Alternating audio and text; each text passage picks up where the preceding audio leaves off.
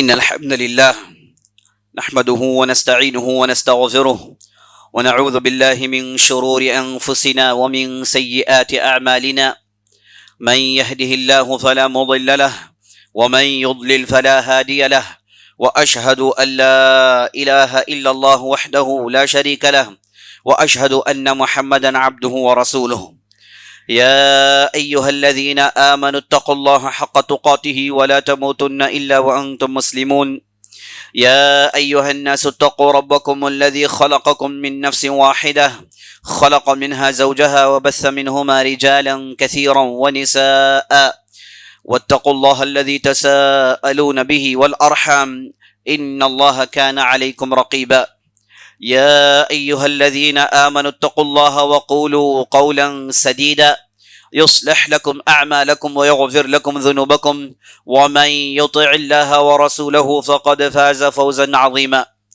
أما بعد فإن خير الحديث كتاب الله وخير الهدي هدي محمد صلى الله عليه وسلم وشر الأمور محدثاتها وكل محدثة بدعة وكل بدعة ضلالة وفي رواية وكل ضلالة في النار فأعوذ بالله السميع العليم من الشيطان الرجيم إنما يريد الله ليذهب عنكم الرجس أهل البيت ويطهركم تطهيرا صدق اللہ العظیم۔ تمام قسم کی تعریفیں و بڑائی و بزرگی اللہ رب العالمین کے لیے ہے جو مالک ارض و سما ہے، خالق کائنات ہے، رب العالمین ہے، اور لاکھوں کروڑوں درود و سلام ہو محمد الرسول اللہ صلی اللہ علیہ وسلم پر جو بنو ہاشم سے ان کا تعلق ہے اور جنہیں اللہ سبحانہ و تعالیٰ نے رحمت بنا کر زمین میں بھیجا۔ اور میں اللہ رب العزت کی بارگاہ میں دست بدعا ہوں کہ اللہ سبحانہ و تعالیٰ جس طرح ہمیں اس مبارک مجلس میں جمع کیا ہے اسی طرح ہمیں جنت الفردوس میں جمع کریں، آمین یا رب العالمین۔ یہ مہینہ محرم کا مہینہ ہے۔ آپ گلیوں میں، کوچوں میں جا بجا سیاہ رنگ کے کپڑے، کالے رنگ کے کپڑے پہن کر لوگ گھومتے پھرتے نظر آئیں گے، اور اس کے ساتھ ساتھ ایسی حرکتیں، ایسے کام بھی آپ کو نظر آئیں گے جنہیں دیکھ کر ہر بندے مومن کا دل روتا ہے۔ ایسی چیزوں کو بطور نشانیاں سڑکوں میں رکھ لیا جاتا ہے اور پھر انہیں ڈھیر سارے گانے بجانے سنائے جاتے ہیں اور عود کے نام سے دعائیں دی جاتی ہیں، اور اس کے بعد وہاں پر اسلام اور اسلام کی تعلیمات کو زندہ دفن کرنے کے سامان مہیا کیے جاتے ہیں۔ عزیز ساتھیوں، بزرگوں، ماؤں بہنوں، یہ ایسے اعمال ہیں جن کا تعلق اسلام سے سراپا کچھ بھی نہیں ہے۔ اسلام ایک ایسا دین ہے جو صاف ستھرا اور بہترین تعلیمات اپنے پاس رکھتا ہے۔ ایسی حرکتیں، اس کا تعلق اس سے اسلام سے نہیں ہے۔ اب اس کے ساتھ ساتھ ایسے بھی لوگوں کو ہم دیکھتے ہیں جو کہتے ہیں کہ ہم اہل البیت کے دل دادا ہیں، اہل البیت پر ہمارا مکمل و کامل ایمان ہے، اور جو لوگ اہل البیت کی عزت اور احترام نہیں کرتے وہ مسلمان نہیں ہیں۔ اہل البیت کو لے کر یہ شور و شرابہ، یہ غلغلہ، یہ بھی ہم سنتے آ رہے ہیں، اور سڑکوں میں آپ دیکھتے ہیں کہ کہیں یا علی لکھا ہوا ہے تو کہیں یا عباس، کہیں یا زہرا لکھا ہوا ہے تو کہیں یا حسین، ایسے الفاظ سیاہ کپڑوں میں لکھے گئے ہیں اور آپ اسے دیکھتے ہیں، اور ان کا دعویٰ یہ ہوتا ہے کہ یہ اہل البیت کی محبت میں ان حرکتوں کو سر انجام دے رہے ہیں۔ آئیے آج ہم اس خطبے میں دیکھتے ہیں کہ اہل البیت کسے کہتے ہیں، اور اہل البیت کو لے کر کون کھلواڑ کھیل رہا ہے، اور اہل البیت کے تعلق سے صحیح عقیدہ اور صحیح ایمان کیا ہونا چاہیے۔ ان چیزوں کو لے کر ہم آج کے اس خطبے میں انشاءاللہ گفتگو کرنے والے ہیں۔ پہلے اہل البیت کو لے لیجئے۔ اہل البیت کا معنی آتا ہے گھر والے۔ اہل البیت، بیت کہتے ہیں گھر کو، اہل کہتے ہیں والوں کو، تو خانوادہ، گھر والے، انہیں اہل البیت کہا جاتا ہے۔ لیکن یہاں پر گھر والے سے مراد وہ گھر والے جن کا تعلق محمد رسول اللہ صلی اللہ علیہ وسلم سے ہے، تو اس کا معنی یہ بنتا ہے اہل بیت رسول اللہ صلی اللہ علیہ وسلم، اللہ کے رسول صلی اللہ علیہ وسلم کے گھر والے، انہیں اہل البیت کہا جاتا ہے۔ اہل البیت کے تعلق سے قرآن نے، اللہ سبحانہ و تعالیٰ نے ارشاد فرمایا انما یرید اللہ لیذہب عنکم الرجس اہل البیت ویطہرکم تطہیرا، اللہ تو صرف یہ چاہتا ہے کہ تمہیں پاک اور صاف کریں، تمہارے اندر سے گندگیوں کو نکالیں، اے گھر والو، اے گھر والو۔ تو اللہ سبحانہ و تعالیٰ نے یہاں پر نبی صلی اللہ علیہ وسلم کے خانوادے کو بلا کر اللہ نے کہا کہ ہم آپ سے یہ چاہتے ہیں کہ ہم آپ کو پاک کر دیں۔ اور نبی صلی اللہ علیہ وسلم نے اہل البیت کے تعلق سے بہت ساری احادیثیں سنائی۔ ایک حدیث میں آپ صلی اللہ علیہ وسلم نے ارشاد فرمایا، اہل البیت میرے خاندان والوں سے محبت کرنا یہ ایمان کی نشانی ہے۔ دوسری روایت مسلم کے اندر ہے جس میں نبی صلی اللہ علیہ وسلم نے ارشاد فرمایا، گھر والے یعنی اہل البیت سے ایمان، اہل البیت سے محبت رکھنا یہ ہر مومن بندے کا شیوا ہوتا ہے، یعنی جس کے پاس اہل البیت سے محبت نہیں وہ مومن نہیں ہو سکتا۔ نبی صلی اللہ علیہ وسلم نے اس حدیث میں بڑی وضاحت کے ساتھ بیان کر دیا کہ اہل البیت کے ساتھ محبت کرنا ضروری ہے، لیکن اس کا مطلب یہ نہیں کہ ہر اہل البیت کا آدمی، ہر نبی صلی اللہ علیہ وسلم کے خاندان کا آدمی حق پر ہوگا، اور یہ بھی ضروری نہیں کہ ہر اس خاندان کا آدمی سیدھے جنت جائے گا، بلکہ یہاں پر تعریف اس بنیاد پر ہوئی ہے کہ یہ ایز اے ہول، کیونکہ ان کا تعلق نبی صلی اللہ علیہ وسلم کے خاندان سے ہے، انہیں مجموعی طور پر ہم عزت کی نظر سے دیکھیں گے، ان سے محبت کریں گے، لیکن ان میں ایسے بھی افراد ہونا ممکن ہے جو گمراہ ہیں، ان میں ایسے بھی افراد ہونا ممکن ہے نعوذ باللہ جہنم جائیں گے، ان میں ایسے بھی افراد کا ہونا ممکن ہے جو راہ راست سے بھٹکے ہوئے ہوں گے۔ تو اہل البیت کا اطلاق جن لوگوں پر بھی ہوتا ہے انہیں مجموعی طور پر ہم محبت کریں گے، لیکن انڈیویجول کو لے کر اس وقت ہم محبت کریں گے جب اس کے پاس اہل البیت کے دعوے کے ساتھ اس کے پاس دین بھی ہو۔ آدمی سے محبت کرنے کا قاعدہ اسلام نے ہمیں پہلے ہی بتا دیا، کسی بھی آدمی سے محبت کرنا ہے تو اس کی بنیاد اس کا دین ہے، جس کے پاس جتنا زیادہ دین ہے اس سے اتنا ہی زیادہ محبت کرنا چاہیے، جس کے پاس جتنا دین کم ہے اس سے اتنی ہی محبت کم ہونی چاہیے۔ تو جیسے ہی دین پر عمل، دین سے لگاؤ، اللہ اور اللہ کے رسول کے قریب ہوتے جائیں گے تو ہم مومن بندے ان مومنین سے زیادہ محبت کریں گے، اور جیسے ہی ان کا دین اور ایمان گھٹتے جائے گا تو ہماری محبت بھی ان کے ساتھ گھٹتے جائے گی۔ تو یہی اصول اہل البیت کے ساتھ بھی اہل علم نے لاگو کیا کہ اہل البیت نبی صلی اللہ علیہ وسلم کے خاندان والے صرف یہ ہونا کافی نہیں کہ وہ سیدھے جنت چلے جائیں گے، بلکہ اس کے ساتھ ان کے پاس صحیح ایمان، صحیح عمل اور صحیح اخلاق ہونے کی ضرورت ہے۔ تو یہ چند باتیں تھی اہل البیت کو لے کر۔ اب اہل البیت جنہیں نبی صلی اللہ علیہ وسلم کا خاندان کہتے ہیں وہ کون کون سے افراد ہیں؟ نبی صلی اللہ علیہ وسلم کی کوئی اولاد نہیں تھی، ہم جانتے ہیں۔ آپ صلی اللہ علیہ وسلم کے کوئی نرینہ اولاد نہیں تھی۔ آپ کے یہاں جتنے بھی لڑکے پیدا ہوئے وہ بچپن میں وفات پا گئے۔ سب سے مشہور ابراہیم رضی اللہ عنہ جو بچپن ہی میں ان کی وفات ہو گئی، اور القاسم آپ صلی اللہ علیہ وسلم کے ایک دوسرے چہیتے لڑکے، ان کی بھی وفات بچپن ہی میں ہو گئی، اور بعض روایتوں کے مطابق طاہر اور طیب کے نام سے بھی آپ صلی اللہ علیہ وسلم کے ہاں لڑکے ہوئے ہیں، اور ان کی بھی وفات بچپن ہی میں ہو گئی۔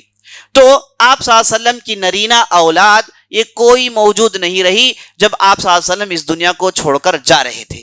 تو آپ صلی اللہ علیہ وسلم کے ہاں صرف ان کی لڑکیاں تھیں، زینب، ام کلثوم، فاطمہ، یہ دوسرے جو تھی یہ آپ صلی اللہ علیہ وسلم کی بیٹیاں، یہ نبی صلی اللہ علیہ وسلم کی لڑکیاں تھیں۔ تو آدمی کی نسل بڑھتی ہے ان کے لڑکوں سے، لڑکیوں سے نہیں۔ تو نبی صلی اللہ علیہ وسلم کے ہاں کوئی لڑکا نہیں ہے جس کی شادی ہوئی ہو یا پھر جس کے یہاں اولاد ہوئی ہو، ایسی کوئی ہمیں خبر نہیں ملی ہے۔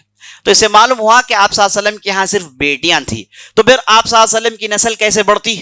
تو یہ جاننا ضروری ہے۔ آپ صلی اللہ علیہ وسلم کی نسل بڑھتی ہے 4 افراد کے لڑکوں سے، 4 افراد کے نسل سے۔ پہلے علی رضی اللہ عنہ کی نسل، نمبر 2 عقیل، یہ علی رضی اللہ عنہ کے بھائی تھے، ان کے یہاں سے ان کی نسل آگے بڑھی، اور اس کے بعد عباس رضی اللہ عنہ، وہاں سے ان کی نسل آگے بڑھی، اور اس کے بعد جعفر رضی اللہ عنہ، ان سے نبی صلی اللہ علیہ وسلم کی نسل آگے بڑھی۔ تو ان چاروں کے اولاد کو، ان چاروں کے لڑکوں اور ان چاروں کے اولاد کو آل رسول صلی اللہ علیہ وسلم کہا جاتا ہے۔ تو ان کی نسل آج بھی موجود ہے اور ساری دنیا میں یہ نسل دیکھنے کو ملتی ہے۔ خود ہمارے یہاں بھی بعض لوگ جو ان سے ان کا رابطہ ہے، ان سے ان کا تعلق ہے، موجود ہے۔ اور بعض لوگ ان میں ایسے بھی ہیں جو منہ کا دعویٰ کرتے ہیں، ان کے پاس کوئی اس کے لیے ثبوت نہیں۔ اگر کس کے پاس واقعی ثبوت ہے، پراپر اس کے پاس شجرہ ہے، وہ اپنے نام کے سامنے سید لکھتا ہے، تو اس کے لیے بھرپور جائز ہے اور یہ فخر کا باعث ہے۔ لیکن جن لوگوں کے پاس اس کا کوئی ثبوت نہیں، ایسے ہی انہوں نے اپنے ناموں کے سامنے سید ڈال لیا ہے، تو ایسے لوگوں کے لیے بہت ہی خطرناک وعید ہے۔ نبی صلی اللہ علیہ وسلم نے ایسے لوگوں پر لعنت بھیجا جو اپنی نسل کو دوسرے نسلوں میں داخل کرتے ہیں۔ تو یہ نبی صلی اللہ علیہ وسلم کا نسل ہے، آل جعفر، آل علی، آل عباس اور آل عقیل، ان چاروں کے ذریعے سے نبی صلی اللہ علیہ وسلم کی نسل آگے بڑھی اور انہیں آل البیت، انہیں اہل البیت کہا گیا۔ تو یہ جب اہل البیت ہیں، تو یہ جو اہل تشیع حضرات ہیں، جو یہ تمام حرکتیں کرتے ہیں، ان ایام میں تعزیے پیٹتے ہیں، ان ایام میں کیا کچھ نہیں کرتے ہم سب جانتے ہیں، جن کا تعلق اسلام سے سراپا ہے ہی نہیں۔ نبی صلی اللہ علیہ وسلم نے کہا لیس منا من شق جیوبہ، ہم میں سے وہ آدمی نہیں ہے جو جب ماتم کرے تو اپنے کلوں کو پیٹے، اپنے لباس کو پھاڑے اور چیخے اور جاہلیت کے دعوے بلند کرے۔ نبی صلی اللہ علیہ وسلم نے ایسے لوگوں سے تعلق سے کہا کہ یہ ہم میں سے نہیں ہے۔ اب یہاں پر جو خون بہانا، یہاں پر جو سینے کو پیٹنا ہے، اس کی جواز، اس کی دلیل کہاں سے ملتی ہے؟ یہ سراپا ایسا عمل ہے جس سے اسلام کا کوئی تعلق نہیں۔ تو اہل تشیع شیعہ حضرات یہ کہتے ہیں کہ ہم اہل البیت کے دعوے دار ہیں، بلکہ ان کے پاس ایمان کے 6 ارکان نہیں بلکہ اس سے زیادہ ہیں۔ ان میں سے ایک رکن اہل البیت سے محبت ہے۔ تو انہوں نے اہل البیت کو لے کر اتنا شور شرابہ مچایا، اتنا ورغلایا کہ انہوں نے حقیقت کو بلا دیا۔ اگر ہم تاریخ کا مطالعہ کریں گے، اہل البیت کے ساتھ مکمل عزت کا سلوک کرنے والے، ان کا مرتبہ انہیں دینے والے اہل السنہ والجماعت تھے، یہ شیعہ حضرات نہیں تھے، بلکہ انہوں نے تاریخ میں اہل البیت کے ساتھ گستاخیاں کی ہے، اس کے تو جا بجا دلائل ملتے ہیں۔ اہل البیت کو لے کر ان کے ساتھ انہوں نے کیا کیا گستاخیاں نہیں کی۔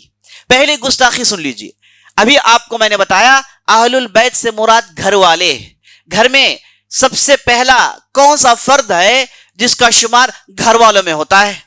آپ لوگ کہیں گے گھر کا جو بڑا ہے وہ، اور اس کے بعد اس کی بیوی، اور اس کے بعد اس کے بچے، یہی خانوادہ ہوتا ہے۔ خانوادے میں شوہر کے بعد دوسرے درجے میں آتی ہے بیوی، اور اسی سے گھر چلتا ہے، اور وہی گھر کی ملکہ ہوتی ہے، اور وہی گھر کی سب سے اہم فرد ہوتی ہے۔ لیکن ان گستاخ کرنے والوں نے، ان گستاخیوں نے یہ کہا کہ نبی صلی اللہ علیہ وسلم کے خاندان میں آپ صلی اللہ علیہ وسلم کی چہیتی بیوی مائی عائشہ نہیں ہے۔ اگر ہم میں سے کوئی آدمی اپنے گھر جا کر کہے اپنی بیوی کو کہ تو میرے خانوادے میں سے نہیں ہے، تو میرے خاندان میں سے نہیں ہے، تو بیوی بیلن لے کے دوڑائے گی، بیلن لے کے کہے گی کہ تم باہر چلے جاؤ، یہ کیا بات کر رہے ہو، مجھے سے تو گھر ہے، میں ہی تو پورا گھر چلاتی ہوں، میں ہی تو گھر کی بنیاد ہوں۔ لیکن ان گستاخیوں نے نبی صلی اللہ علیہ وسلم کے ساتھ ایسی گستاخی کی، آپ صلی اللہ علیہ وسلم کی چہیتی بیوی، آپ صلی اللہ علیہ وسلم جن کے مانڈی پر آپ صلی اللہ علیہ وسلم نے اپنی جان چھوڑی، آپ صلی اللہ علیہ وسلم نے جن کے گھر میں اپنی آخری لمحات گزارے، اور آپ صلی اللہ علیہ وسلم کی پوری باتیں جاننے والی، بہترین دین کی تعلیم یافتہ، بہترین قرآن کی مفسرہ، محدثہ، فقیہ، ان کا مقابلہ کرنے کے لیے بڑے بڑے صحابہ کھڑ نہیں سکتے، ایسی خاتون جنت، ایسی مبارک ہستی جن کی برات اللہ نے قرآن میں نازل کی، اور لوگوں نے جب ان کی عزت میں اپنی زبانیں ڈالی تو اللہ سبحانہ و تعالیٰ نے انہیں ایسا ڈرایا اور کہا کہ آگے چل کر ایسا کرو گے تو بہت بڑا عذاب آئے گا۔ تو اللہ سبحانہ و تعالیٰ نے 7 آسمان کی اوپر سے جس شخصیت کی برات نازل کی اور جس شخصیت کے لیے مدافعت کی، انہیں پاک باز ثابت کیا، انہیں پاک دامن ثابت کیا، ان گستاخوں نے اس دامن پر کیچڑ اچھالنے میں ذرا سے بھی کسر نہیں چھوڑی۔ نعوذ باللہ، ایسی باتیں کرتے ہیں کہ ہم یہ کہنے پر مجبور ہو جاتے ہیں یہ باتیں کرنے والا آدمی کوئی عقل مند نہیں ہے، کوئی عقل مند نہیں ہے، عقل اس کا کہیں مار کھا گیا ہے، کہیں اس کا عقل ڈسٹرب ہو گیا ہے، کہیں فیوز آؤٹ ہو گیا ہے۔ ایسے ہی لوگ ایسی باتیں کر سکتے ہیں۔ کوئی عقل مند آدمی یہ کہے گا کہ نبی صلی اللہ علیہ وسلم کی بھی ان کے خاندان سے نہیں ہے، کوئی عقل نہیں مانتا، بلکہ قرآن نے تو صاف کہہ دیا بیوی خاندان میں سے ہوتی ہے۔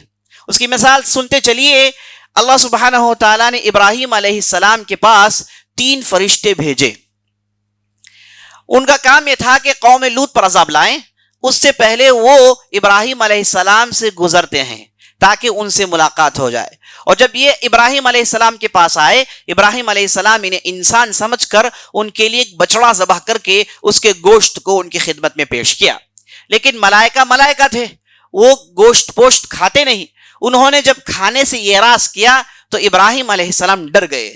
تو پھر ملائکہ نے کہا کہ ابراہیم آپ ڈریے مت، ہم اللہ کی طرف سے بھیجے ہوئے فرشتے ہیں، ہمیں اللہ نے آپ کو خوشخبری دینے کے لیے اور اس کے بعد لوط علیہ السلام پر عذاب لانے کے لیے آپ کی طرف بھیجا ہے۔ تو ابراہیم علیہ السلام نے کہا کہ یہ کون سی خوشخبری ہے؟ تو ملائکہ نے کہا کہ ہم تمہیں اسحاق کی خوشخبری سناتے ہیں اور اس کے بعد یعقوب علیہ السلام کی خوشخبری سناتے ہیں۔ وہاں پر ابراہیم علیہ السلام کی بیوی جن کا نام سارہ تھا وہ کھڑی ہوئی تھی، اور جیسے ہی اس خوشخبری کو سنتی ہیں تو تعجب میں کہتی ہیں کہ انا الد وهذا بعلی شیخا، میں اس عمر میں جنوں گی، میں اس عمر میں جننے والی ہوں جبکہ میرا شوہر تو بوڑھا کھوسٹ ہے جس کی عمر 99 ہے، 100 سال کو پہنچ گئے ہیں، ایسے یہاں کیسے بچہ ہو سکتا ہے؟ تو ملائکہ نے کہا قالوا اتعجبین من امر اللہ رحمت اللہ وبرکاتہ علیکم اہل البیت۔ تو ملائکہ نے کہا کہ اے سارہ، تم اللہ کے حکم کو لے کر تعجب میں پڑ رہی ہو، تم پر اللہ کی رحمت اور اللہ کی برکت ہو اے گھر والو۔ تو یہاں پر اللہ سبحانہ و تعالیٰ نے گھر والوں کہہ کے مائی سارہ سے مخاطب کیا، تو معلوم ہوا مائی سارہ ابراہیم علیہ السلام کی بیوی تھی اور وہ ان کے خانوادے سے تھی اور ان کے گھر سے تھی۔ تو پھر اللہ نے وضاحت کے ساتھ کہہ دیا کہ بیوی گھر میں ہوتی ہے، بیوی کا تعلق گھر سے ہے۔ تو ان ظالموں نے کہا کہ مائی عائشہ یہ نبی صلی اللہ علیہ وسلم کی نسل سے نہیں ہے۔ اب یہاں تک انہوں نے بات روکی نہیں، آگے چل کے ان کی شخصیت میں خوب کیچڑ اچھالنے کی کوشش کی، انہیں نعوذ باللہ بد اخلاق ثابت کرنے کی پوری کوشش کی۔ یہاں تک نہیں بلکہ ان کی کوئی مجلس ختم نہیں ہوتی جب تک کہ وہ ابوبکر، عمر اور مائی عائشہ پر لعنتیں نہیں بھیج دیتے۔ کوئی دین ایسا ہو سکتا ہے کہ جس میں صرف لعنت بھیجنے کے لیے مجلسیں جمع ہوتی ہیں؟ کوئی ایسا دین ہو سکتا ہے جس میں لوگ جمع ہوتے ہیں صرف ماتم منانے کے لیے اور ایسی قسم کی حرکت کرنے کے لیے؟ تو عزیز ساتھیو جان لیجئے یہ ایک بے بنیاد جذبہ ہے، یہ بے بنیاد لگاؤ ہے جس کا تعلق کتاب و سنت سے نہیں ہے۔ تو ان کی گستاخیاں یہاں تک نہیں، آگے بڑھی ہے۔ انہوں نے علی رضی اللہ عنہ کے ساتھ کیا کیا؟ علی رضی اللہ عنہ جنہیں یہ امام کہتے ہیں، ان کے ہاں جو 12 امام ہیں ان میں سے سب سے پہلے امام علی بن ابی طالب رضی اللہ عنہ، اور یہ ان میں سے بعض تو ان کی سیدھی سیدھی عبادت کرتے ہیں اور بعضوں نے تو انہیں انسانیت کے تقاضے سے نکال کر اللہیت کے تقاضے میں داخل کر دیا، یہ ہم جانتے ہیں۔ تو انہوں نے علی رضی اللہ عنہ کے ساتھ کیا گستاخیاں کی دیکھی۔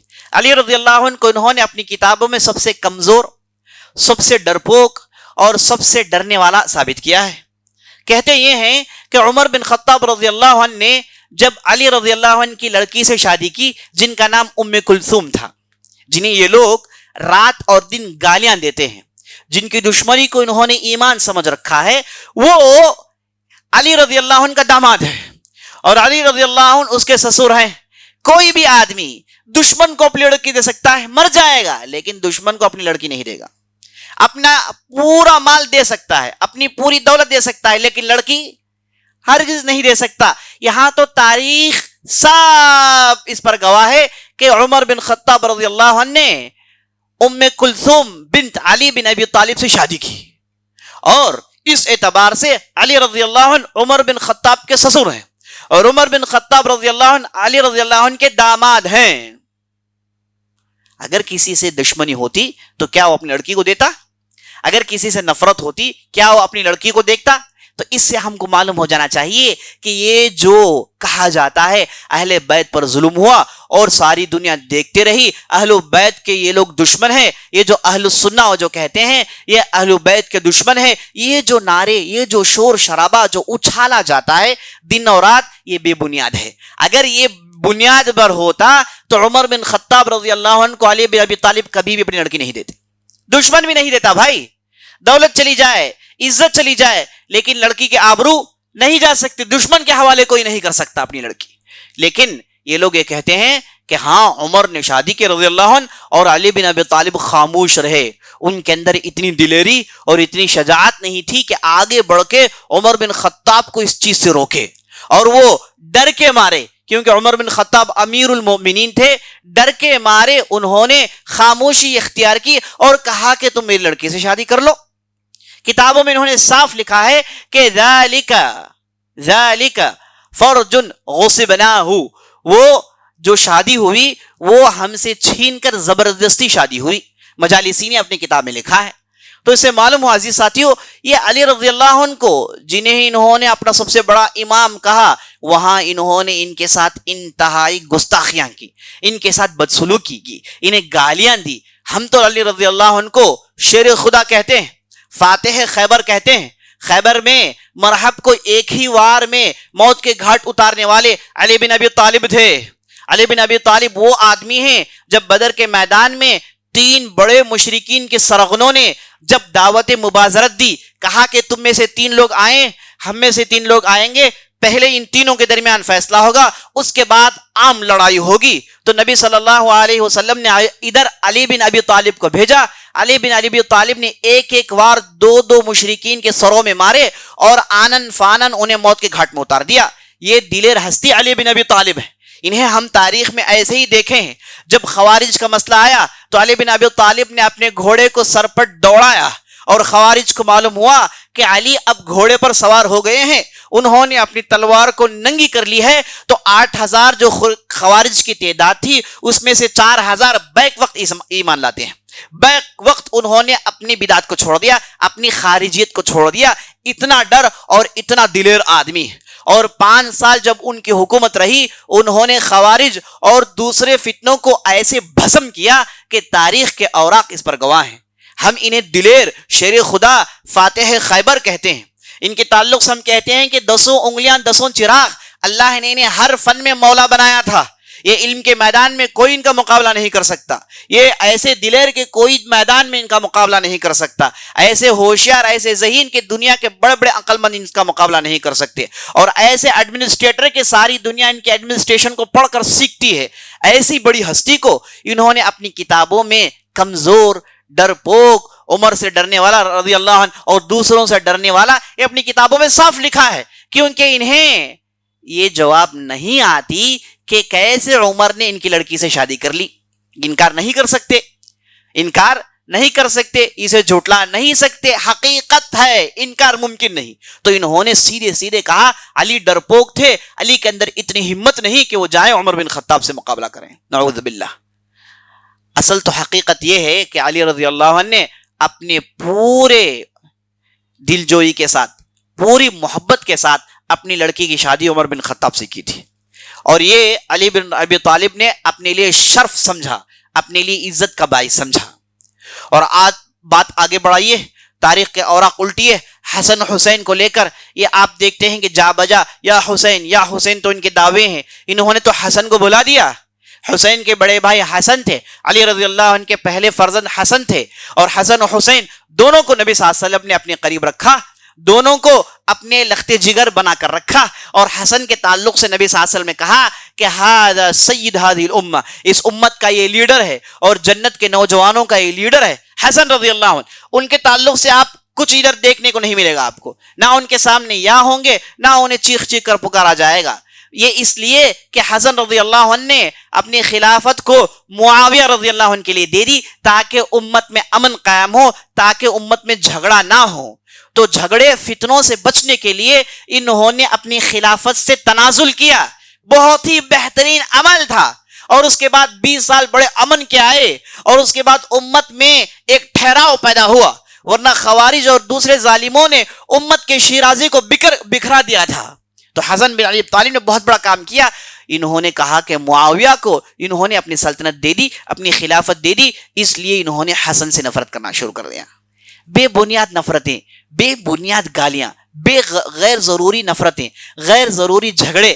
کوئی عقل مند آدمی عاشورہ کا روزہ ہم رکھتے ہیں اللہ کے لیے. عاشورہ کا روزہ نبی صلی اللہ علیہ وسلم کے سنت سے ثابت ہے. اس روزے کو انہوں نے ماتم میں تبدیل کر دیا, کہا کہ ماتم منانے کے لیے روزہ رکھا جاتا ہے. ہرگز نہیں, ہم اس روزے کو رکھتے ہیں بطور سنت. نبی صلی اللہ علیہ وسلم نے کہا کہ 9, 10 یا پھر 10, 11 کا روزہ رکھنے والا یہ عاشورہ کا روزہ رکھتا ہے, اور عاشورہ کا روزہ گزرے ہوئے 1 سال کے گناہوں کو معاف کرتا ہے. گناہوں کی معافی کے لیے, سنت پر عمل کرنے کے لیے ہم اس روزے کو رکھتے ہیں, ماتم منانے کے لیے نہیں, غم منانے کے لیے نہیں. ہمارے ہاں غم منانا ایک کانسیپٹ ہے ہی نہیں. ہمارے پاس ہمیشہ پازیٹیو ہے, نیگیٹو نہیں, ایجابی پہلو ہے, سلبی پہلو نہیں.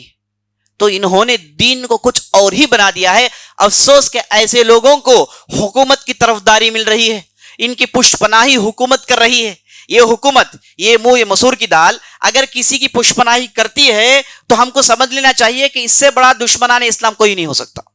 یہ چن چن کر جہاں جہاں اسلامی دشمن ہیں انہیں پکڑ کے ان کو سپورٹ کرتے ہیں تاکہ مسلمانوں کا جو شیرازہ ہے وہ بکھر جائے اور مسلمانوں کا جو جماوڑا ہے یہ ٹوٹ جائے.